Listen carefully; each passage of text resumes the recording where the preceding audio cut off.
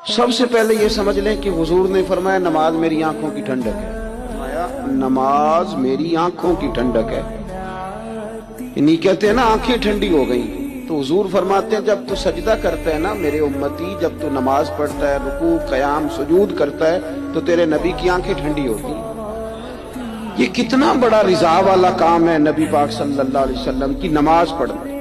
और हुजूर का अपना नमाज के साथ रिश्ता ये था कि सूरज ग्रहण हुआ तो हुजूर ने नमाज की नीयत बांध ली, चांद ग्रहण हुआ तो नमाज पढ़ने लगे, तेज बारिशें तूफान की सूरत में आई तो नमाज पढ़ी, बारिश नहीं होती तो नमाज पढ़ी। हत्ता कि जंगों के मौके पर भी मेरे नबी पाक नमाज की कसरत फरमाते थे। हर मौके पर नमाज की तरफ तवज्जो। नमाज हुजूर की चाहत है, आंखों की ठंडक है। वो किस तरह का उम्मती है जो ये ना चाहेगा कि मेरे नबी की आंखें ठंडी हो। आप नमाज पढ़ें, नमाज में आप तवज्जो करें।